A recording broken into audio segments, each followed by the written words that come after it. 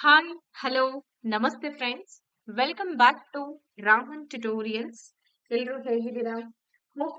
ಎಲ್ರು ಚೆನ್ನಾಗಿದ್ದೀರಾ ಅಂತ ಭಾವಿಸ್ತಾ ಇವತ್ತಿನ ನಮ್ಮ ತರಗತಿಯನ್ನ ಶುರು ಮಾಡೋಣ. ಸೊ ಇವತ್ತಿನ ತರಗತಿಯಲ್ಲಿ ನಾನು ನಿಮ್ಗೆ ಕೆ ತರಗತಿಯನ್ನ ಎಕ್ಸ್ಪ್ಲೈನ್ ಮಾಡ್ತಾ ಇರೋದು. ಕೆ ಅಂತ ಅಂದಾಗ ನಾವು ತುಂಬಾ ನೋಡಿದೀವಿ, ತುಂಬಾನೇ ಹೇಳಿದೀನಿ ಕೂಡ. ಬಹಳಷ್ಟು ವಿಚಾರಗಳನ್ನ ತಿಳ್ಕೊಂಡಿದ್ದಾಗಿದೆ. ಮುಖ್ಯವಾದಂತ ವಿಚಾರಗಳು ಅಂತ ಬಂದಾಗ ಇನ್ನೂ ಕೂಡ ಕೆಲವೊಂದು ಟಾಪಿಕ್ಸ್ ತಿಳಿಸ್ತಿದೆ. ಅದರಲ್ಲಿ ಇಂಡಸ್ಟ್ರೀಸ್ ಆಫ್ ಕರ್ನಾಟಕ ಅಂದ್ರೆ ನಮ್ಮ ಕರ್ನಾಟಕದ ಕೈಗಾರಿಕೆಗಳ ಬಗ್ಗೆ ನಾವು ಇವತ್ತು ಒಂದಷ್ಟು ಏನೇನ್ ಇಂಪಾರ್ಟೆಂಟ್ ಇದೆ ಅದ್ರ ಬಗ್ಗೆ ನಾನು ನಿಮ್ ಜೊತೆ ಡಿಸ್ಕಸ್ ಮಾಡ್ತಾ ಹೋಗ್ತೇನೆ. ಓಕೆ, ಕರ್ನಾಟಕದ ಕೈಗಾರಿಕೆಗಳ ಬಗ್ಗೆ ತಿಳಿಯೋಣ.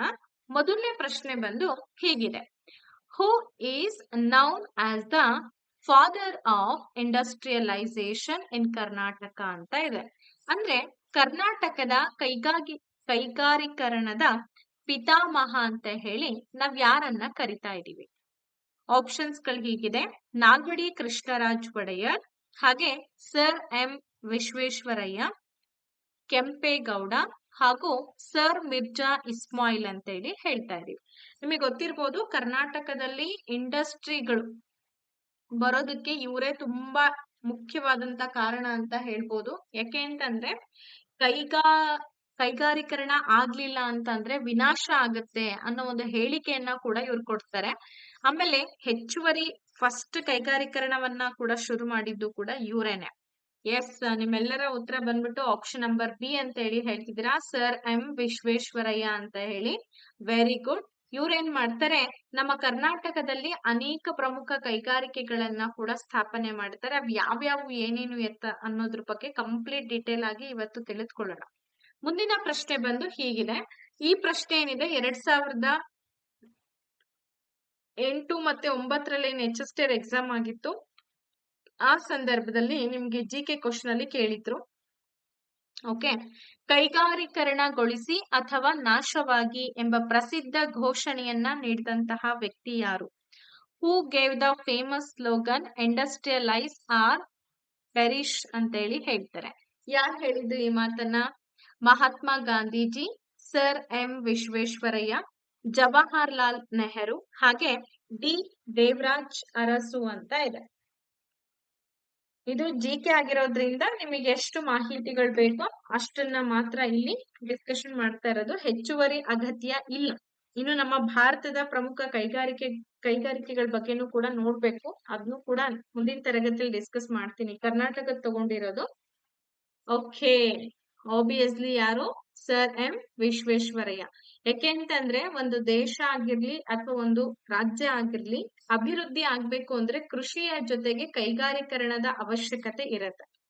ನಾವು ಬೆಳೆದಿರುವಂತಹ ಏನು ಬೆಳೆಗಳಿದೆ ಅಥವಾ ನಮ್ಮಲ್ಲಿ ಸಿಗುವಂತ ಏನ್ ಕಚ್ಚಾ ವಸ್ತುಗಳಿದೆ, ಆ ಕಚ್ಚಾ ವಸ್ತುಗಳಿಂದ ಸಿದ್ಧ ವಸ್ತುಗಳನ್ನ ನಾವು ಮಾಡಿ ಮಾರಾಟ ಮಾಡೋದ್ರಲ್ಲಿ ಪ್ರೊಡಕ್ಟಿವ್ನೆಸ್ ಜಾಸ್ತಿ ಆಗ್ತಾ ಹೋಗುತ್ತೆ. ಪ್ರೊಡಕ್ಟಿವ್ ಆದಂಗೆಲ್ಲ ಏನಾಗ್ತಾ ಹೋಗುತ್ತೆ, ತಲಾದಾಯನು ಜಾಸ್ತಿ ಆಗುತ್ತೆ. ತಲಾದಾಯ ಜಾಸ್ತಿ ಆದಂಗೆ ರಾಷ್ಟ್ರೀಯ ಆದಾಯನೂ ಕೂಡ ಜಾಸ್ತಿ ಆಗುತ್ತೆ. ಇದರಿಂದ ಆರ್ಥಿಕ ಅಭಿವೃದ್ಧಿಯನ್ನ ಕೂಡ ಕಾಣ್ಬೋದು ಅನ್ನೋದು ಇವರ ಒಂದು ಮುನ್ಸೂಚನೆ ದೃಷ್ಟಿಕೋನ ಆಗಿತ್ತು. ಹಾಗಾಗಿನೇ ಇವರು ಈ ಮಾತನ್ನ ಹೇಳೋದು. ಎಸ್, ಮುಂದಿನ ಪ್ರಶ್ನೆ ಹೀಗಿದೆ: wear was the first iron and steel plant of Karnataka established ಅಂತ ಇದೆ. ಕರ್ನಾಟಕದ ಮೊದಲ ಕಬ್ಬಿಣ ಮತ್ತು ಉಕ್ಕಿನ ಕಾರ್ಖಾನೆಯನ್ನ ಎಲ್ಲಿ ಸ್ಥಾಪನೆ ಮಾಡಲಾಯಿತು? ತೋರಣಗಲ್ಲು, ಮಂಗಳೂರು, ಭದ್ರಾವತಿ ಹಾಗೂ ಹೊಸಪೇಟೆ ಅಂತ ಇದೆ. ಯೋಚನೆ ಮಾಡಿ ಆನ್ಸರ್ ಅನ್ನ ಕೊಡಿ. ನಿಮಗೆ ಗೊತ್ತಿರ್ಬೋದು, ಕೈಗಾರಿಕೆ ಬಗ್ಗೆ ಕಂಪಲ್ಸರಿ ಕೇಳ್ತಾರೆ. ಈ ಬಂದರುಗಳು, ಪೋರ್ಟ್ಸ್ ಗಳ ಬಗ್ಗೆ, ಮತ್ತೆ ಈ ರೋಡ್ ಟ್ರಾನ್ಸ್ಪೋರ್ಟ್ ಸಿಸ್ಟಮ್ ಬಗ್ಗೆ ಆಗಿರ್ಬೋದು, ಆಮೇಲೆ ನೆಕ್ಸ್ಟ್ ಈ ಕೋಸ್ಟಲ್ ಏರಿಯಾಗಳ ಬಗ್ಗೆ, ಇದೆಲ್ಲ ಸುಮಾರು ಕಂಪಲ್ಸರಿ ಕ್ವಶನ್ಸ್ ಗಳು ಬರುವಂತ ಕೆಲವೊಂದು ಟಾಪಿಕ್ಸ್ ಅವೆಲ್ಲ.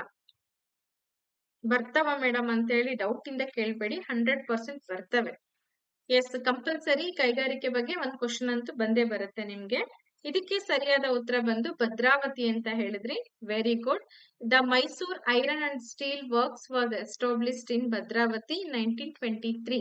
1923. ನಮ್ಗೆ ಭಾರತಕ್ಕೆ ಸ್ವತಂತ್ರ ಸಿಗೋದ್ಕಿಂತ ಮುಂಚೆನೆ ಭದ್ರಾವತಿಯಲ್ಲಿ ಏನಾಗತ್ತೆ ಅಂದ್ರೆ Mysuru iron and steel works ಅನ್ನ ಶುರು ಮಾಡ್ತಾರೆ. ಎಸ್, ನೆಕ್ಸ್ಟ್ ಬರೋಣ. What is the current name of the iron and steel plant at Bhadravati? ನೋಡಿ, ಭದ್ರಾವತಿಯಲ್ಲಿ ಇರ್ತಕ್ಕಂತಹ ಕಬ್ಬಿಣ ಮತ್ತು ಉಕ್ಕಿನ ಕಾರ್ಖಾನೆಯ ಪ್ರಸ್ತುತ ಹೆಸರೇನು ಅಂತ ಕೇಳಿದ್ದಾರೆ. ಅವಾಗ ಮೈಸೂರು ಕಬ್ಬಿಣ ಮತ್ತೆ ಉಕ್ಕಿನ ಕಾರ್ಖಾನೆ ಅಂತ ಕರಿತಾ ಇದ್ರು. ಇವಾಗ ಅದು ಕರೆಂಟ್ ಆಗಿ ಆ ನೇಮ್ ಅನ್ನ ಚೇಂಜ್ ಮಾಡಿದ್ದಾರೆ. ಸೊ ಯಾವ ಹೆಸರಿನಿಂದ ಕರಿತಾ ಇದ್ದಾರೆ?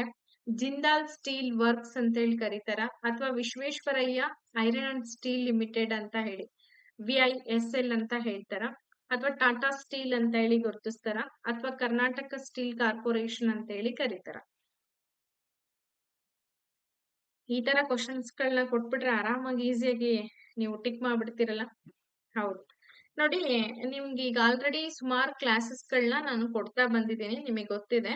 ಅಂಡ್ ನಿಮ್ಮ ಫ್ರೆಂಡ್ಸ್ ಗಳು ಅಥವಾ ನಿಮ್ಮ ಬೇರೆ ಬೇರೆ ಕಸಿನ್ಸ್ ಆಗಿರ್ಬೋದು, ಅಥವಾ ಟೀಚರ್ಸ್ ಕೊಲೀಗ್ಸ್ ಗಳು ಯಾರಾದ್ರೂ ನಮ್ಮ ತರಗತಿಗಳನ್ನ ಜಾಯಿನ್ ಆಗ್ಬೇಕು ಅಂತಂದ್ರೆ ಇಚ್ಛೆ ಇದ್ರೆ ಈ ನಂಬರ್ನ ಕೊಡಿ, 8217670405. ಇದೇ ಒಂದು 15ನೇ ತಾರೀಕಿನಿಂದ ಹೊಸ ಬ್ಯಾಚ್ ಅನ್ನ ಕೂಡ ಶುರು ಮಾಡ್ತಾ ಇದೀವಿ.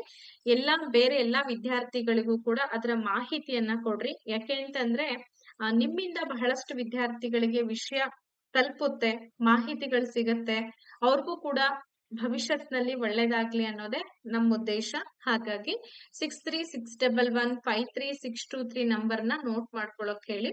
ಅದಲ್ದಂಗೆನೆ ಇದೇ ತಿಂಗಳು 15ನೇ ತಾರೀಕಿನಿಂದ ಹೊಸ ಬ್ಯಾಚಸ್ ಗಳನ್ನ ಶುರು ಮಾಡ್ತಾ ಇದೀವಿ. Recorded, live, mock test, previous year question paper solutions, ಆಮೇಲೆ ನಮ್ ಕಡೆಯಿಂದ model sets, each and everything ಕೂಡ ಅವೈಲಬಿಲಿಟಿ ಇರುತ್ತೆ. ಆಸಕ್ತಿ ಇರುವಂತಹ ವಿದ್ಯಾರ್ಥಿಗಳು ಏನ್ ಮಾಡ್ಬೋದು, ಈ ನಂಬರ್ನ ಕಾಂಟ್ಯಾಕ್ಟ್ ಮಾಡಿ ಕ್ಲಾಸ್ ಅನ್ನ ಜಾಯಿನ್ ಆಗ್ಬೋದು. 15th ಒಳಗಡೆನೆ ಪೇಮೆಂಟ್ ಮಾಡ್ಕೊಂಡ್ರೆ ಆಫರ್ ಪ್ರೈಸ್ ಕೂಡ ಸಿಗುತ್ತೆ. ಇಲ್ಲ ಅಂತಂದ್ರೆ ನಿಮ್ಗೆ 20 ವರ್ಗೂ ಕೂಡ ಅವಕಾಶ ಕೊಟ್ಟಿದೀವಿ. ಸಾಧ್ಯವಾದಷ್ಟು ನೀವು ಟೈಮ್ ಅನ್ನ ತಗೊಂಡು ಜಾಯಿನ್ ಆಗಿ. ಓಕೆ, ಹಾಗೆ ಮುಂದಿನ ಪ್ರಶ್ನೆ ಬಂದು ಇದಾಗಿತ್ತು. ಆನ್ಸರ್ ಕೂಡ ಸುಮಾರು ವಿದ್ಯಾರ್ಥಿಗಳು ಹೇಳಿದ್ರಿ ಆಪ್ಷನ್ ನಂಬರ್ ಬಿ ಆಗತ್ತೆ ಅಂತ. Very good. ಕರೆಂಟ್ಲಿ ಇದನ್ನ ನಾವು Visvesvaraya iron and steel limited ಅಂತ ಹೇಳಿ ಕರಿತೇವೆ. Very good. ಯಾಕೆ ಈ ಒಂದು ಫ್ಯಾಕ್ಟ್ರಿಗೆ ಇವರ ಹೆಸರನ್ನ ಇಟ್ಟಿದ್ದಾರೆ ಅಂತಂದ್ರೆ ಇದರ ಸಂಸ್ಥಾಪಕರು ಸರ್ ಎಂ ವಿ ಆಗಿದ್ರು. ಹಾಗಾಗಿ ಅವರ ಹೆಸರ ಗೌರವಾರ್ಥವಾಗಿ ಏನ್ ಮಾಡಿದ್ದಾರೆ, Visvesvaraya iron and steel limited ಅಂತ ಹೇಳಿ ಮತ್ತೆ ಅದನ್ನ ಮರುನಾಮಕರಣ ಮಾಡಿದ್ರು. ಎಕ್ಸಾಮ್ ನಲ್ಲಿ ಈ ತರನು ಕೂಡ ಕ್ವಶನ್ಸ್ ಕೇಳ್ತಾರೆ, ಅದರ ಈಗಿನ ಹೆಸರೇನು ಅಥವಾ ಹಿಂದಿನ ಹೆಸರೇನು, ಹಿಂಗೆ ಸ್ಥಳಗಳ ಬಗ್ಗೆ ಕೇಳ್ತಾರೋ ಅದೇ ತರನೇ ಇದನ್ನು ಕೂಡ ಕೇಳ್ತಾರೆ. ಮುಂದಿನ ಪ್ರಶ್ನೆ ಬಂದು ಹೀಗಿದೆ, which is the largest private sector iron and steel plant ಇನ್ ಕರ್ನಾಟಕ ಅಂತ ಇದೆ. ಕರ್ನಾಟಕದ ಅತಿ ದೊಡ್ಡ ಖಾಸಗಿ ವಲಯ ಅಂದ್ರೆ ಪ್ರೈವೇಟ್ ಸೆಕ್ಟರ್ ಆಗಿರ್ತಕ್ಕಂತ ಒಂದು ಫ್ಯಾಕ್ಟರಿ ಅದು. ಸೊ ಖಾಸಗಿ ವಲಯದ ಕಬ್ಬಿಣ ಮತ್ತು ಉಕ್ಕಿನ ಕಾರ್ಖಾನೆ ಯಾವುದು ಅಂತ ಇದೆ. VISL ಭದ್ರಾವತಿ, ಹಾಗೆ JSW ಸ್ಟೀಲ್ ಇದು ತೋರಣಗಲ್ನಲ್ಲಿದೆ, ಹಾಗೆ MSPL ಹೊಸಪೇಟೆ, ನೆಕ್ಸ್ಟ್ ಕಲ್ಯಾಣಿ ಸ್ಟೀಲ್ ಕೊಪ್ಪಳ ಅಂತ ಇದೆ. ಎಸ್, ಏನಾಗುತ್ತೆ ನೋಡಿ ಉತ್ತರ, ಯೋಚನೆ ಮಾಡ್ಬಿಟ್ಟು ಆನ್ಸರ್ ಕೊಡಿ.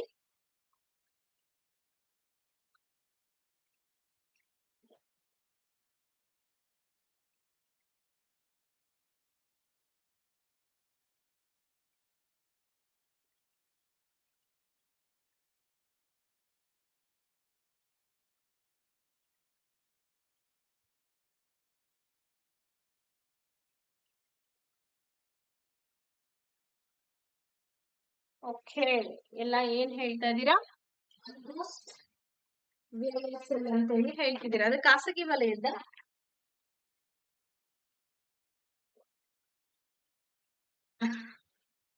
ಇದಕ್ಕೆ ಸರಿಯಾದ ಉತ್ತರ ಬಂದು option number B, JSW steel ತೋರಣಗಲ್ಲಲ್ಲಿ ಸ್ಟಾರ್ಟ್ ಮಾಡಿರೋಂಥದ್ದು. ಬಳ್ಳಾರಿ ಜಿಲ್ಲೆಯ ತೋರಣಗಲ್ನಲ್ಲಿ ಈ JSW ಅವರು ಸ್ಟೀಲ್ ಭಾರತ್ ಹಾಗೆ ಕರ್ನಾಟಕದ ಅತ್ಯಂತ ದೊಡ್ಡದಾದಂತಹ ಒಂದು ಉಕ್ಕಿನ ಕಾರ್ಖಾನೆ ಅಂತ ಹೇಳಿ ನಾವ್ ಇದನ್ನ ಕರಿತಾ ಇದೀವಿ. ಈ ಜಿಂದಾಲ್ ಸಂಸ್ಥೆಯವ್ರದ್ದು, ಅರ್ಥ ಆಯ್ತಾ? ಜಿಂದಾಲ್ ಸಂಸ್ಥೆ ಕಡೆಯಿಂದ ಇದು ಏನ್ ಮಾಡಿರೋದು, ಅಲ್ಲಿ ಒಂದು ಕಾರ್ಖಾನೆಯನ್ನ ಶುರು ಮಾಡಿರೋದು. ಇದು ಪ್ರೈವೇಟೈಸೇಷನ್ ಅಲ್ಲಿ ಇರ್ತಕ್ಕಂತ ಒಂದು ಕಾರ್ಖಾನೆ. ಓಕೆ, ನೆಕ್ಸ್ಟ್ ಕ್ವಶನ್ ಬರೋಣ. Which city is famously noun as the Manchester of Karnataka? ನೋಡಿ, ಯಾವ ನಗರವನ್ನ ನಾವು ಕರ್ನಾಟಕದ ಮ್ಯಾಂಚೆಸ್ಟರ್ ಅಂತ ಹೇಳಿ ಕರಿತೇವೆ? ಹುಬ್ಬಳ್ಳಿ, ಮೈಸೂರು, ಹಾಗೆ ದಾವಣಗೆರೆ, ಮತ್ತೆ ಬೆಳಗಾವಿ ಅಂತ ಇದೆ. ಇವಾಗ ಅದನ್ನ ನಾವು ಮ್ಯಾಂಚೆಸ್ಟರ್ ಅಂತ ಕರಿತಾ ಇಲ್ಲ, ಬಿಕಾಸ್ ಅಲ್ಲಿರುವಂತಹ ಹತ್ತಿ ಗಿರಣಿಗಳಾಗಿರ್ಬೋದು, ಫ್ಯಾಕ್ಟ್ರಿಗಳಾಗಿರ್ಬೋದು, ಸಂಪೂರ್ಣವಾಗಿ ಸುಮಾರು 100% ಅಲ್ಲ 99% ಎಲ್ಲ ಕ್ಲೋಸ್ ಆಗಿದೆ ಅಲ್ವಾ? ಎಸ್, ವೆರಿ ಗುಡ್, ದಾವಣಗೆರೆ ಅಲ್ವೇನ್ರಿ? ಸೊ ಹಿಂದಿನ ಕಾಲದಲ್ಲಿ ಅನೇಕ ಹತ್ತಿ ಜವಳಿ ಗಿರಣಿಗಳನ್ನ ಹೊಂದಿತ್ತು ದಾವಣಗೆರೆ, ಹಾಗಾಗಿ ಆ ಹೆಸರನ್ನ ಕರಿತಾ ಇದ್ರು. Davanagere earned this title due to its numerous cotton textile mills in the past ಅಂತ ಹೇಳಿ ಹೇಳ್ತೀವಿ. ಬಟ್ ಇತ್ತೀಚಿನ ದಿನಗಳಲ್ಲೆಲ್ಲ ಎಲ್ಲಾ ಹತ್ತಿ ಗಿರಣಿಗಳು ಕೂಡ ಕ್ಲೋಸ್ ಆಗಿರುವಂತದ್ದು, ಅಂಡ್ ಫ್ಯಾಕ್ಟ್ರಿ 1 or 2 ಫ್ಯಾಕ್ಟ್ರಿಗಳನ್ನ ಮಾತ್ರ ನಾವು ವೀಕ್ಷಣೆ ಮಾಡ್ಬೋದು, ಹತ್ತಿ ಗಿರಣಿಗಳು. ಹಾಗಾಗಿ ಕರ್ನಾಟಕದ ಮ್ಯಾಂಚೆಸ್ಟರ್ ಅಂತ ಹೇಳಿ ಕರಿತಾ ಇದ್ರು. ಮುಂದಿನ ಪ್ರಶ್ನೆಗೆ ಹೋಗೋಣ. Wear was the first modern cotton textile mill of Karnataka established in 1884? ಕರ್ನಾಟಕದ ಮೊದಲ ಆಧುನಿಕ ಹತ್ತಿ ಜವಳಿ ಗಿರಣಿಯನ್ನ, ಅದನ್ನ MSK ಅಂತ ಹೇಳಿ ಕರಿತೀವಿ, ಅಂದ್ರೆ ಮಾಡರ್ನ್ ಕಾಟನ್ ಟೆಕ್ಸ್ಟೈಲ್ ಮಿಲ್ ಅಂತ ಹೇಳಿ ಕೂಡ ಅದನ್ನ ಗುರುತಿಸೋದು. ಸೊ 1884ರಲ್ಲಿ ಈ ಒಂದು ಜವಳಿ ಗಿರಣಿಯನ್ನ ಶುರು ಮಾಡ್ತಾರೆ. ಹಾಗಾದ್ರೆ ಎಲ್ಲಿ ಶುರು ಮಾಡಿದ್ರು? ಕಲಬುರ್ಗಿ, ದಾವಣಗೆರೆ, ಹುಬ್ಬಳ್ಳಿ ಹಾಗೂ ಬೆಂಗಳೂರು. ಇವತ್ತು ನಾವು ಕಲಿತಾ ಇರೋದು ನಮ್ಮ ಕರ್ನಾಟಕದ ಕೈಗಾರಿಕೆಗಳ ಬಗ್ಗೆ. ನಾನು ಭಾರತದ ಕೈಗಾರಿಕೆಗಳ ಬಗ್ಗೆ ತಿಳಿಸ್ತಾ ಇಲ್ಲ, ಅದನ್ನ ನೆಕ್ಸ್ಟ್ ತರಗತಿಯಲ್ಲಿ ಹೇಳ್ತಾ ಇದ್ದೀನಿ. ಇವತ್ತು ಕರ್ನಾಟಕದ ಕೈಗಾರಿಕೆಗಳ ಬಗ್ಗೆ ನೋಡ್ತಾ ಇರೋದು. ಎಸ್, ಯಾವ್ದಿಲ್ಲಿ ಸರಿಯಾದ ಉತ್ತರ? ಓಕೆ, ಆಲ್ಮೋಸ್ಟ್ ಹೇಳ್ತಾ ಇದೀರಾ ದಾವಣಗೆರೆ ಅಂತ ಹೇಳಿ. ಇಲ್ಲ, ಕಲಬುರ್ಗಿ ಇದಕ್ಕೆ ಸರಿಯಾದ ಉತ್ತರ. ದ ಮಹದೇವಪ್ಪ ರಾಂಪುರೆ MSK ನೋಡಿ, the Mahadevappa Rampure mill in Kalaburagi was the state's first modern cotton mill ಅಂತ ಹೇಳಿ ಕರಿತೀವಿ. ಕಲಬುರ್ಗಿ ನಗರದಲ್ಲಿ ಮಹದೇವಪ್ಪ ರಾಂಪುರೆ ಅಂತ ಹೇಳಿ ಒಂದು ಮಿಲ್ ಅನ್ನ ಶುರು ಮಾಡಿದ್ದಾರೆ. ಇದು ನಮ್ಮ ರಾಜ್ಯದ ಆಧುನಿಕ ಹತ್ತಿ ಗಿರಣಿ ಅಂತ ಹೇಳಿ ಹೇಳ್ತೀವಿ. ಸಾಮಾನ್ಯವಾಗಿ ಈಗ ಹಳೆ ಕಾಲದ ಪ್ರಾಚೀನ ಕಾಲದಲ್ಲಿ ಹತ್ತಿ ಗಿರಣಿಗಳ ವ್ಯವಸ್ಥೆನೆ ಬೇರೆ ಇದೆ, ಬಟ್ ಇತ್ತೀಚಿನ ತಂತ್ರಜ್ಞಾನವನ್ನ ಬಳಕೆ ಮಾಡಿಕೊಂಡು ರೆಡಿ ಮಾಡಿರುವಂತಹ ಒಂದು ಹತ್ತಿ ಗಿರಣಿ ಇದು. ಎಸ್, ಮುಂದಿನ ಪ್ರಶ್ನೆ ಹೀಗಿದೆ. Which city is globally recognised as the silicon valley of India? ನೋಡಿ, ಯಾವ ನಗರವನ್ನ ಜಾಗತಿಕವಾಗಿ ನಾವು ಹೇಳ್ತಾ ಇದೀವಿ ಭಾರತದ ಸಿಲಿಕಾನ್ ವ್ಯಾಲಿ ಅಂತ ಹೇಳಿ ಗುರುತಿಸ್ತಾರೆ? ಮೈಸೂರು, ಮಂಗಳೂರು, ಹುಬ್ಬಳ್ಳಿ, ಹಾಗೆ ಬೆಂಗಳೂರು ಅಂತ ಇದೆ.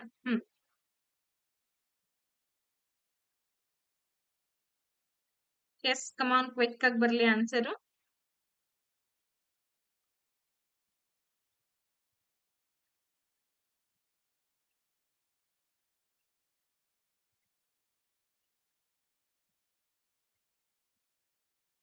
ಯಾವ ನಗರವನ್ನ ಜಾಗತಿಕವಾಗಿ ಭಾರತದ ಸಿಲಿಕಾನ್ ವ್ಯಾಲಿ ಅಂತ ಹೇಳಿ ಗುರುತಿಸಲಾಗತ್ತೆ?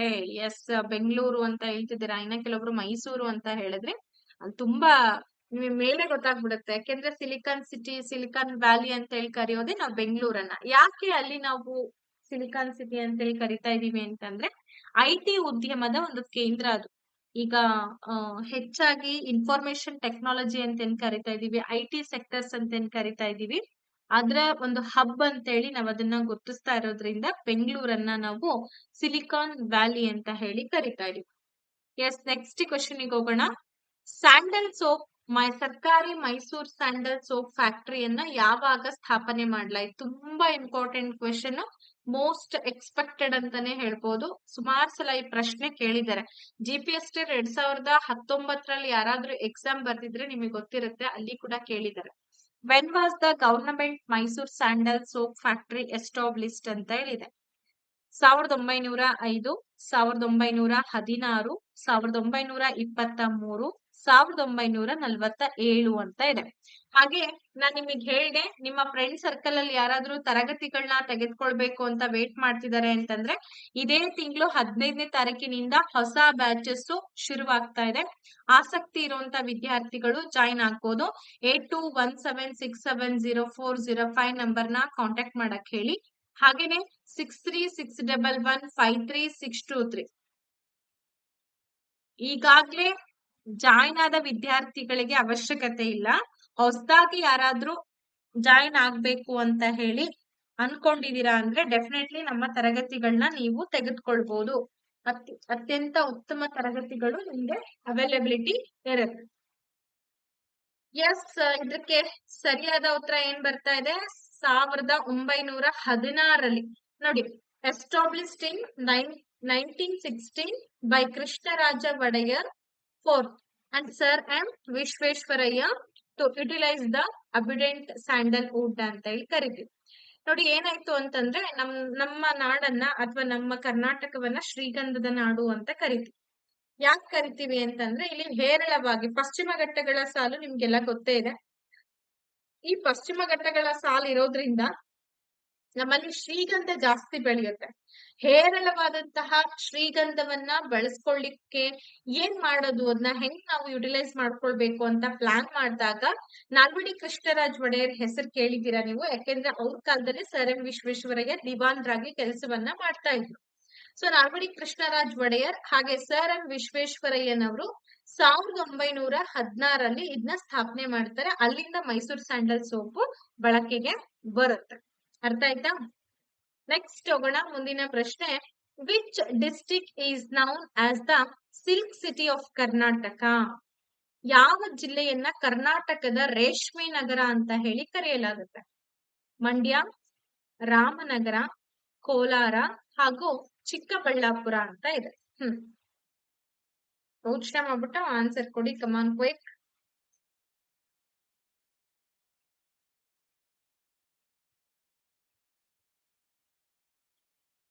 ನೋಡಿ ಇವೆಲ್ಲ ಕಾಮನ್ ಆಗಿ ನಿಮ್ಗೆ GK ಅಲ್ಲಿ ಬರುವಂತ ಕ್ವಶನ್ಸ್ ಗಳು. ಅರ್ಥ ಆಯ್ತಾ? ಇವು ಬರ್ತಾವ ಅಂತ ಪ್ರಶ್ನೆ ಮಾಡ್ಬೇಡಿ, ಬಂದೇ ಬರುವಂತ ಕ್ವಶನ್ಸ್ ಗಳು. ಹಾಗಾಗಿ ಸ್ವಲ್ಪ ಕಾನ್ಸಂಟ್ರೇಟ್ ಮಾಡ್ಕೊಂಡು ನೋಡಿ. ಓಕೆ, ರೇಷ್ಮೆ ನಗರ ಅಂತೇಳಿ ಯಾವ್ದನ್ನ ಕರಿತೀವಿ? ರಾಮನಗರ. ಯಾಕೆ ಅಂತಂದ್ರೆ ರೇಷ್ಮೆ ಮಾರುಕಟ್ಟೆ ತುಂಬಾ ಏಷ್ಯಾದಲ್ಲೇ ಅತ್ಯಂತ ದೊಡ್ಡದಾದಂತ ಕಚ್ಚಾ ರೇಷ್ಮೆ ಮಾರುಕಟ್ಟೆ ರಾಮನಗರದಲ್ಲಿ ಇರೋದ್ರಿಂದ ಅದನ್ನ ರೇಷ್ಮೆ ನಗರ ಅಂತ ಹೇಳಿ ಕರಿತೀವಿ. ಸಿಲ್ಕ್ ಸಿಟಿ ಅಂತ ಹೇಳಿ ಕೂಡ ರಾಮನಗರ ಡಿಸ್ಟಿಕ್ ಅನ್ನ ಕರೀತಾರೆ. ನಿಮಗ್ ಗೊತ್ತಿರ್ಬೋದು, ಆ ಕಡೆ ಚಾಮರಾಜನಗರ ಆಗಿರ್ಬೋದು, ರಾಮನಗರ, ಮೈಸೂರು ಆಚೆ ಕಡೆ ಎಲ್ಲ ಸ್ವಲ್ಪ ರೇಷ್ಮೆ ಉದ್ಯಮ ಜಾಸ್ತಿ ಇದೆ. ರೇಷ್ಮೆ ಹುಳುಗಳನ್ನ ಸಾಕಾಣಿಕೆ ಮಾಡಿ ಅದರಿಂದ ಬರ್ತಕ್ಕಂತ ಏನಿದೆ ತ್ಯಾಜ್ಯವನ್ನ ಬಳಕೆ ಮಾಡಿ ರೇಷ್ಮೆಯನ್ನ ತಯಾರು ಮಾಡುವಂತದ್ದು. ಅಂತ ಮಾರುಕಟ್ಟೆ ತುಂಬಾ ಹೇರಳವಾಗಿರೋದ್ರಿಂದ ಅದನ್ನ ಸಿಲ್ಕ್ ಸಿಟಿ ಅಂತ ಹೇಳಿ ಕರೀತಾರೆ. ತುಂಬಾ ಇಂಪಾರ್ಟೆಂಟ್, ಅದನ್ನ ಎಷ್ಟೋ ಸಲ ಎಕ್ಸಾಮ್ ಅಲ್ಲಿ ಕೂಡ ಕೇಳಿದ್ದಾರೆ. ನೆಕ್ಸ್ಟ್ ಕ್ವಶನ್ ಬರೋಣ. ಅತ್ಯಂತ ಹೆಚ್ಚು ಕಚ್ಚಾ ರೇಷ್ಮೆಯನ್ನ ಉತ್ಪಾದನೆ ಮಾಡ್ತಕ್ಕಂತಹ ರಾಜ್ಯ ಯಾವುದು ಅಂತ ಕೇಳಿದ್ದಾರೆ. ಇಲ್ಲಿ ನಮ್ಮ ಭಾರತದಲ್ಲಿ ಅತಿ ಹೆಚ್ಚು ಕಚ್ಚಾ ರೇಷ್ಮೆಯನ್ನ ಉತ್ಪಾದನೆ ಮಾಡುವಂತಹ ರಾಜ್ಯ ಯಾವುದು? Which state is the largest producer of raw silk in India ಅಂತ ಇದೆ. ತಮಿಳುನಾಡು, ಆಂಧ್ರ ಪ್ರದೇಶ, ಕರ್ನಾಟಕ ಹಾಗೂ ಪಶ್ಚಿಮ ಬಂಗಾಳ ಅಂತ ಇದೆ.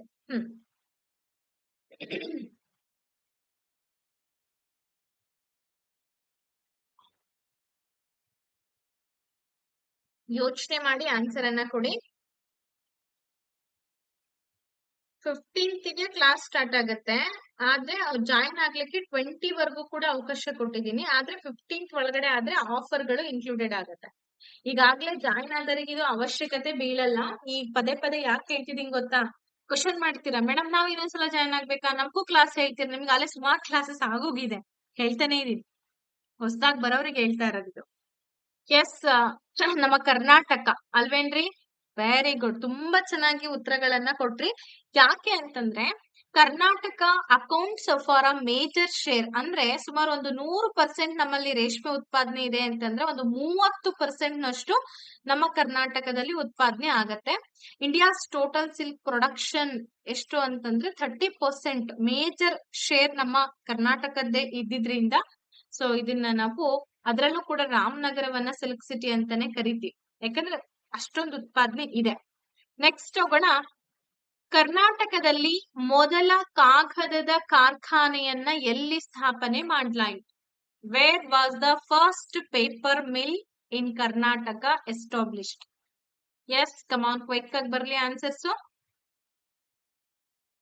ದಾಂಡೇಲಿ, ಭದ್ರಾವತಿ, ನಂಜನಗೂಡು ಹಾಗೂ ಬೆಳಗಾವಿ. ಸರ್ವೇ ಸಾಮಾನ್ಯವಾಗಿ ನಾವು ದಿನದಲ್ಲಿ ಎಷ್ಟೋ ಪೇಪರ್ಸ್ ಗಳನ್ನ ಹರಿದರ್ದ್ ವೇಸ್ಟ್ ಮಾಡ್ತೀವಿ, ಕಾಗದಗಳನ್ನ.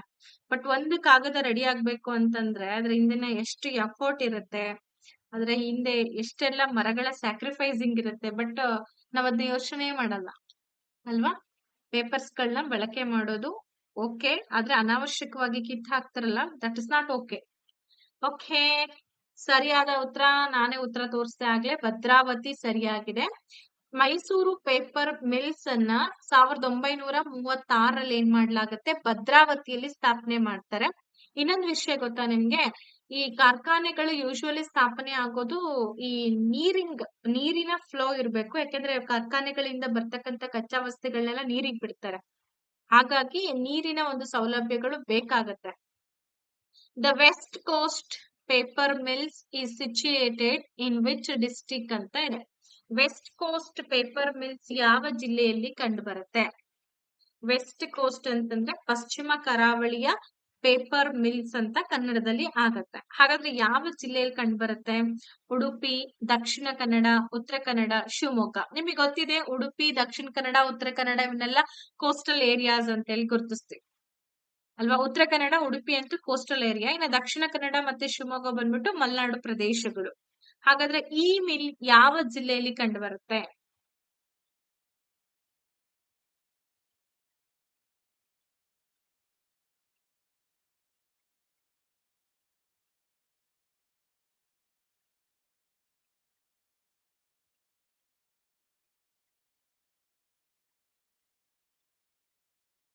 ಓಕೆ, ಇಲ್ಲಿ ಉತ್ತರ ಕನ್ನಡ ಅಂತ ಹೇಳಿ ಹೇಳ್ತಿದ್ದೀರಾ. Very good, very good. ಯಾಕೆ ಅಂತಂದ್ರೆ ನಿಮಗೆ ಗೊತ್ತಿದೆ, ಕಾಗದವನ್ನ ರೆಡಿ ಮಾಡ್ಲಿಕ್ಕೆ ಬಿದಿರ್ ಮರ ತುಂಬಾ ಇಂಪಾರ್ಟೆಂಟ್ ಆಗುತ್ತೆ.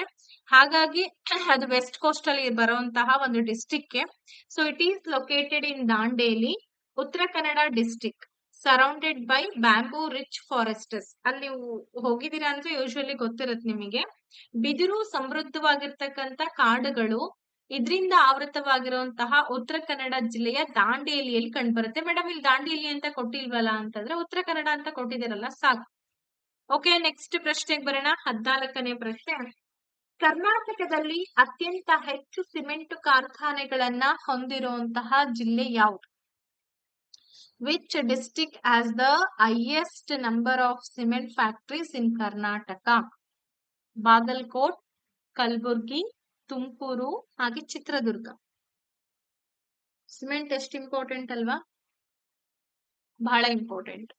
ಆ ಸಿಮೆಂಟ್ ತಯಾರಿಕೆ ಮಾಡದೆ ಕಾರ್ಖಾನೆಗಳು ಇಲ್ಲ ಅಂದಿದ್ರೆ ಇವತ್ತಿನ ದಿನ ನಾವು ಒಂದ್ ಸ್ವಲ್ಪ ಮನೆಗಳು ಕಟ್ಟೋದಾಗಿರ್ಬೋದು, ಅಥವಾ ಮನೆಗಳೆಲ್ಲ ಕಟ್ಟಡದ ನಿರ್ಮಾಣಗಳು ಇವೆಲ್ಲ ಸ್ವಲ್ಪ ಕಷ್ಟನೇ ಅಂತ ಅಂದ್ಕೊಳ್ತೀವಿ ಅಲ್ವಾ?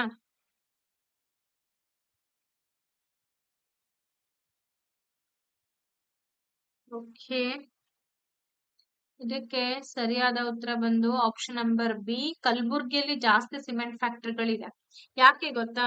ಅಲ್ಲಿ ಸುಣ್ಣದ ಕಲ್ಲಿನ ಹೇರಳ ನಿಕ್ಷೇಪಗಳು ಸಿಗುತ್ತೆ, ಸುಣ್ಣದ ಕಲ್ಲು ಜಾಸ್ತಿ ಸಿಗುತ್ತೆ, ಅದರ ನಿಕ್ಷೇಪ ಜಾಸ್ತಿ ಸಿಗೋದ್ರಿಂದ ಅಲ್ಲಿ ಕಲಬುರ್ಗಿ ಏನಪ್ಪಾ ಅಂತಂದ್ರೆ ಪ್ರಮುಖವಾಗಿರ್ತಕ್ಕಂತ ಒಂದು ಸಿಮೆಂಟ್ ಅನ್ನ ಉತ್ಪಾದನೆ ಮಾಡುವಂತ ಕೇಂದ್ರ ಅಂತೇಳಿ ಗುರುತಿಸ್ತಾ ಇದೀವಿ. ಡ್ಯೂ ಟು ಅಬುಡೆಂಟ್ ಲೈಮ್ ಸ್ಟೋನ್, ಇದು ತುಂಬಾ ಇಂಪಾರ್ಟೆಂಟ್. ಸಿಮೆಂಟ್ ತಯಾರಿಕೆಯಲ್ಲಿ ಈ ಸುಣ್ಣದ ಕಲ್ಲು ಬಹಳ ಪ್ರಮುಖ ಪಾತ್ರವನ್ನ ನಿರ್ವಹಿಸುತ್ತೆ. ಆ ಲೈಮ್ ಸ್ಟೋನ್ ಡೆಪಾಸಿಟ್ಸ್ ಜಾಸ್ತಿ ಇದೆ ಇಲ್ಲಿ ಗುಲ್ಬರ್ಗ ಅಥವಾ ಕಲಬುರ್ಗಿ ಅಂತ ಏನ್ ಕರಿತಾ ಇದೀವಿ. ಹಾಗಾಗಿ it is the cement hub of the state ಅಂತ ಹೇಳಿ ಕೂಡ ಇದನ್ನ ಗುರುತಿಸ್ತಾರೆ. ಅದನ್ನು ಎಕ್ಸಾಮ್ ಅಲ್ಲಿ ಕೇಳ್ಬೋದು. ಕೆಲವೊಂದ್ಸಲ ನಾವು ಕೇಳೇ ಇರಲ್ಲ ಕ್ವಶನ್, ಅಥವಾ ಮಾಹಿತಿನೇ ಗೊತ್ತಿರಲ್ಲ. ಡೈರೆಕ್ಟ್ ಆಗಿ ಎಕ್ಸಾಮ್ ಬಂದಾಗೆ ಅಬ್ಬಾ ಈ ಕ್ವಶನ್ ಇತ್ತ ಅಂತ ಅನ್ಸುತ್ತೆ.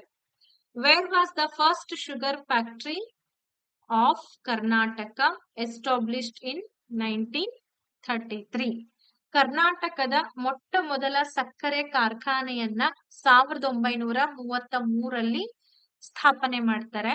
ಹಾಗಾದ್ರೆ ಯಾವ ನಗರದಲ್ಲಿ ಅಥವಾ ಯಾವ ಜಿಲ್ಲೆಯಲ್ಲಿ ಸ್ಥಾಪನೆ ಮಾಡ್ತಾರೆ ಅಂತ ಪ್ರಶ್ನೆ. ಮಂಡ್ಯ, ಬೆಳಗಾವಿ, ಬಾಗಲಕೋಟೆ ಹಾಗೂ ಮೈಸೂರು.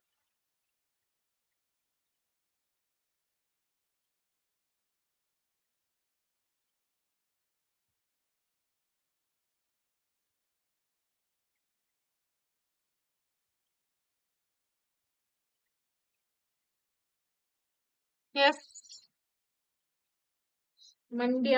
ಸಕ್ಕರೆ ಅಂದ ತಕ್ಷಣ ನೆನಪಿಗೆ ಬರೋದೆ ಮಂಡ್ಯ. ಮೈಸೂರ್ ಶುಗರ್ ಕಂಪನಿಯನ್ನ ಮೈ ಶುಗರ್ ಅಂತ ಹೇಳಿ ಕೂಡ ಕರೀತಾರೆ. ಸೊ ಅದನ್ನ ಮಂಡ್ಯದಲ್ಲಿ ಸ್ಥಾಪನೆ ಮಾಡ್ತಾರೆ. ಓಕೆ, ಯಾವ ಜಿಲ್ಲೆಯನ್ನ ಕರ್ನಾಟಕದ ಸಕ್ಕರೆಯ ಬಟ್ಟಲು ಅಂತ ಹೇಳಿ ಕರೀತಾರೆ? Which district is known as the sugar bowl of Karnataka? Mandya, Belagavi, Vijayapura ಹಾಗೂ ಬೀದರ್. ಯಾಕೆ ಅಂತಂದ್ರೆ ಅಲ್ಲಿ ಕಬ್ಬಿನ ಉತ್ಪಾದನೆ ಜಾಸ್ತಿ ಇದೆ. ಎಲ್ಲಿ ಕಬ್ಬಿನ ಉತ್ಪಾದನೆ ಜಾಸ್ತಿ ಇರುತ್ತೋ ಸೊ ಅಲ್ಲಿ obviously, ಆ ಸಕ್ಕರೆ ಹಾಗೇನೆ ಬೆಲ್ಲದ ಒಂದು ಫ್ಯಾಕ್ಟರಿಗಳು ಕೂಡ ಹೆಚ್ಚಾಗಿರುತ್ತೆ ಅಲ್ವೇನ್ರಿ?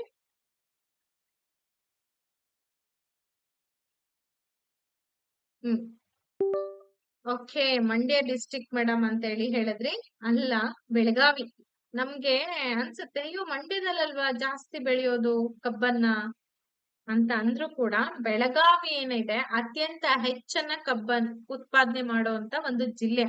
ಹಾಗೆ ರಾಜ್ಯದಲ್ಲಿ ಅತ್ಯಂತ ಹೆಚ್ಚು ಸಕ್ಕರೆ ಕಾರ್ಖಾನೆಗಳನ್ನ ಕೂಡ ನಾವೆಲ್ಲಿ ನೋಡ್ಬೋದು? ಮಂಡ್ಯದಲ್ಲಿ ನೋಡ್ಬೋದು. ಸಾರಿ, ಮಂಡ್ಯ ಅಲ್ಲ, ಬೆಳಗಾವಿಯಲ್ಲಿ ನೋಡ್ಬೋದು. ಮಂಡ್ಯದಲ್ಲೂ ಕೂಡ ಏನಪ್ಪಾ ಅಂತಂದ್ರೆ ಹೆಚ್ಚಿನ ಒಂದು ಶುಗರ್ ಫ್ಯಾಕ್ಟರಿಗಳನ್ನ ನೋಡ್ಬೋದು, ಮತ್ತೆ ಕಬ್ಬನ್ನ ಕೂಡ ಜಾಸ್ತಿ ಬೆಳೀತಾರೆ. ಆದಾಗ್ಯೂ ಅದಕ್ಕಿಂತಲೂ ಕೂಡ ಹೆಚ್ಚಿನ ಪ್ರಮಾಣದಲ್ಲಿ ಬೆಳೆಯೋದೆಲ್ಲಿ? ಬೆಳಗಾವಿಯಲ್ಲಿ ಬೆಳೀತಾರೆ. ಒಂಥರ ಹಿಡನ್ ಟ್ರೂತ್ ಅಂತ ಹೇಳ್ತೀವಲ್ಲ, ಹಂಗೆ ಇದು. Belagavi produces the highest amount of sugar cane and has the highest number of sugar factories in the state ಅಂತ ಹೇಳಿ ಕರಿತೀವಿ. ಬಹಳ ಯೋಚನೆ ಮಾಡ್ಬಿಟ್ಟು ಆನ್ಸರ್ ಹಾಕ್ಬೇಕು. ಬಹಳಷ್ಟು ಜನ ಗೆಸ್ ಮಾಡೋದೇ ಮಂಡ್ಯ ಅಂತೇಳಿ ಗೆಸ್ ಮಾಡ್ತೀರಾ. ನೋಡಿ, ಇಷ್ಟು ಸಿಂಪಲ್ ಕ್ವಶನ್ ಅನ್ನ ಎಷ್ಟು ನಾವು ಕಾಂಪ್ಲಿಕೇಶನ್ಸ್ ಮಾಡ್ಕೊಂಡ್ಬಿಡ್ತೀವಿ. ಕಾಂಪ್ಲಿಕೇಟ್ ಮಾಡ್ಕೋಬಾರ್ದು. ನೋಡಿ, ನೆಕ್ಸ್ಟ್ ಕ್ವಶನ್ ಬಂದ್ಬಿಟ್ಟು ಹೀಗಿದೆ. ಹಿಂದೂಸ್ತಾನ್ ಏರೋನಾಟಿಕ್ಸ್ ಲಿಮಿಟೆಡ್, ಸುಮಾರು ಸಲ ನೀವು ಕೇಳಿರ್ತೀರ HAL ಅಂತ ಹೇಳಿ. So it was established in Bengaluru by. ಬೆಂಗಳೂರಿನಲ್ಲಿ ಹಿಂದೂಸ್ತಾನ್ ಏರೋನಾಟಿಕ್ಸ್ ಲಿಮಿಟೆಡ್ ಅನ್ನ ಸ್ಥಾಪನೆ ಮಾಡಿದವರು ಯಾರು? JRD ಟಾಟಾ, ಹಾಗೆ ವಾಲ್ಚಂದ್ ಹೀರಾಚಂದ್, ಸರ್ ಎಂ ವಿಶ್ವೇಶ್ವರಯ್ಯ, ಹಾಗೆ ಅಜೀಂ ಪ್ರೇಮ್ಜಿ ಅಂತ ಇದೆ.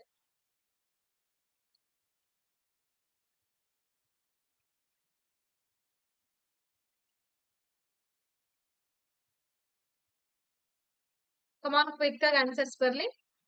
Hindustan aeronautics limited. ಸೊ ಇದನ್ನ HAL ಅಂತ ಹೇಳಿ ಕರಿತೀವಿ.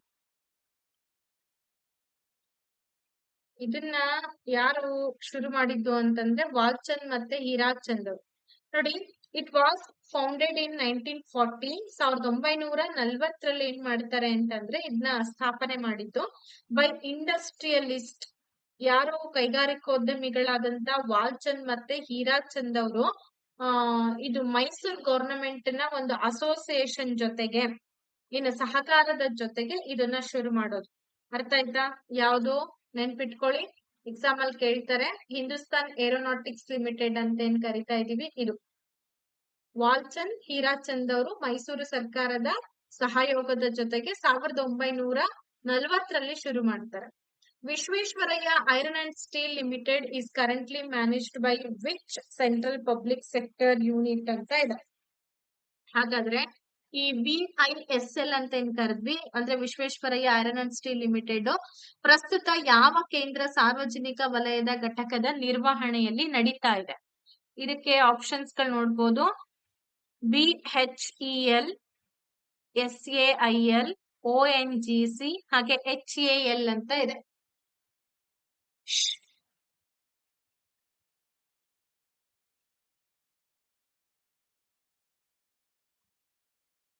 HAL ಅಂತಂದ್ರೆ ಗೊತ್ತಾಯ್ತು ನಿಮ್ಗೆ, ಹಿಂದೂಸ್ತಾನ್ ಏರೋನಾಟಿಕ್ಸ್ ಲಿಮಿಟೆಡ್ ಅಂತ ಹೇಳಿ. ಸೇಲ್ ಅಂತ ಹೇಳಿ ಹೇಳ್ತಿದ್ರೆ SAIL ಸೇಲ್ ಅಂತ. ನೋಡಿ, VISL was taken over by the steel authority of India limited. ನೋಡಿ, ಸೇಲ್ ಅಂದ್ರೆ steel authority of India limited. In 1989 ಈ ಸೆಂಟ್ರಲ್ ಸಾರ್ವಜನಿಕ ವಲಯ ಅಂದ್ರೆ ಕೇಂದ್ರೀಯ ಸಾರ್ವಜನಿಕ ವಲಯದ ಅಸ್ತಿತ್ವದಲ್ಲಿ ಇದನ್ನ ನಡೆಸ್ತಾ ಇದ್ದಾರೆ VISL ಅನ್ನ. ಓಕೆ, ಅಥಾರಿಟಿ ಯಾರಿಗಿದೆ ಅಂತಂದ್ರೆ ಸೇಲ್ ಅವರಿಗೆ ಇರುವಂತದ್ದು. ಮುಂದಿನ ಪ್ರಶ್ನೆಗೆ ಹೋಗೋಣ. Which place near Bengaluru is a major hub for the automobile industry? For example, ಈಗ ಟೊಯೋಟಾ, ಕಿರ್ಲೋಸ್ಕರ್ ಅಂತ ಏನ್ ಕರಿತಾ ಇದೀವಿ, ಆಟೋಮೊಬೈಲ್ ಇಂಡಸ್ಟ್ರಿಯಲ್ಲಿ ಬೆಂಗಳೂರಿನ ಬಳಿ ಆಟೋಮೊಬೈಲ್ ಉದ್ಯಮಕ್ಕೆ ಪ್ರಮುಖ ಕೇಂದ್ರವಾಗಿರ್ತಕ್ಕಂಥ ಸ್ಥಳ ಯಾವುದು ಅಂತ ಕೇಳಿದ್ದಾರೆ. ಓಕೆ, ಪೀಣ್ಯ, ಬಿಡದಿ, ವೈಟ್ಫೀಲ್ಡ್ ಹಾಗೆ ಯಲಹಂಕ. ಇಷ್ಟು ಡಿಟೇಲ್ಡ್ ಕ್ವಶನ್ಸ್ ಇದೆ ನೋಡಿ, ತುಂಬಾ ಡಿಟೇಲ್ಡ್ ಆಗಿರುವಂತ ಕ್ವಶನ್ಸ್ ಗಳು.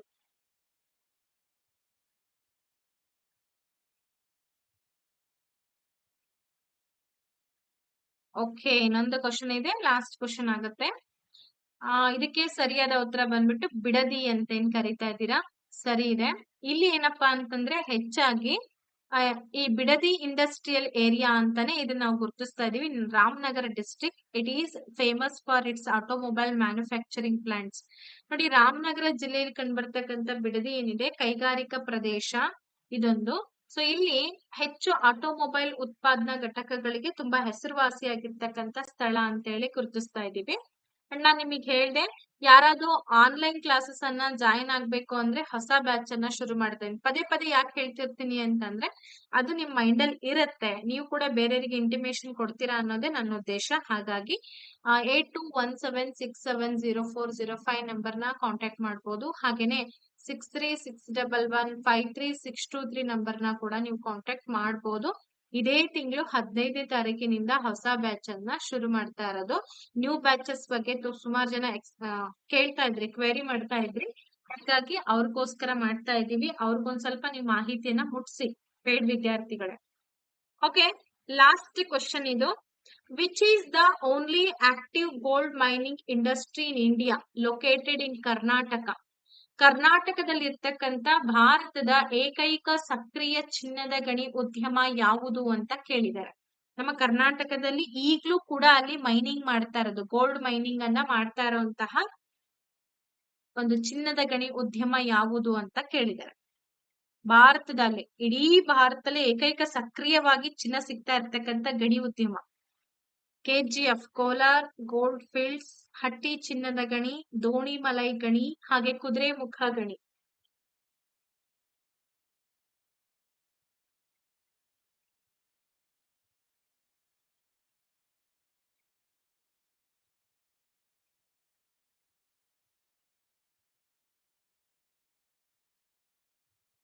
ಓಕೆ, ಇದಕ್ಕೆ ನಿಮ್ಮೆಲ್ಲರ ಉತ್ತರ ಏನ್ ಬರ್ತಾ ಇದೆ, ಹಟ್ಟಿ ಗೋಲ್ಡ್ ಮೈನಿಂಗ್ಸ್ ಅಂತ ಹೇಳ್ತಿದ್ದೀರಾ. ಹೌದು, KGF ನು ಕೂಡ ಅಲ್ಲಿ ಇವಾಗ ಇದು ಮಾಡ್ತಾ ಇಲ್ಲ, ಗಣಿಗಾರಿಕೆಯನ್ನ ಮಾಡ್ತಾ ಇಲ್ಲ. ರೀಸೆಂಟ್ ಆಗಿ ನಮಗೂ ಕೂಡ ಇದ್ರ ಬಗ್ಗೆ ಮಾಹಿತಿ ಬೇಕು ಅಂತಂದಾಗ ನಾನು ಒಬ್ಬರು ಸ್ಟೂಡೆಂಟ್ ಕಾಲ್ ಮಾಡಿದ್ರು, ಅವರು KGF ನಿಂದ ಕಾಲ್ ಮಾಡ್ತಾ ಇದೀವಿ ಅಂತಂದ್ರು. ಆಲ್ರೆಡಿ KGF ನ ಈಗ ಅಲ್ಲಿ ಗಣಿಗಾರಿಕೆ ಮಾಡ್ತಾ ಇಲ್ಲ, ಅದನ್ನ ಕ್ಲೋಸ್ ಮಾಡಿದ್ದಾರೆ.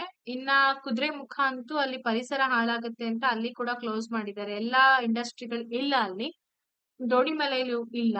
ಆದ್ರೆ ಹಟ್ಟಿ, ಈ ರಾಯಚೂರು ಜಿಲ್ಲೆಯಲ್ಲಿ ಬರ್ತಕ್ಕಂತ ಹಟ್ಟಿ ಅನ್ನೋ ಪ್ರದೇಶದಲ್ಲಿ ಈಗ್ಲೂ ಕೂಡ ಗೋಲ್ಡ್ ಮೈನಿಂಗ್ ಅನ್ನ ಮಾಡ್ತಾರೆ.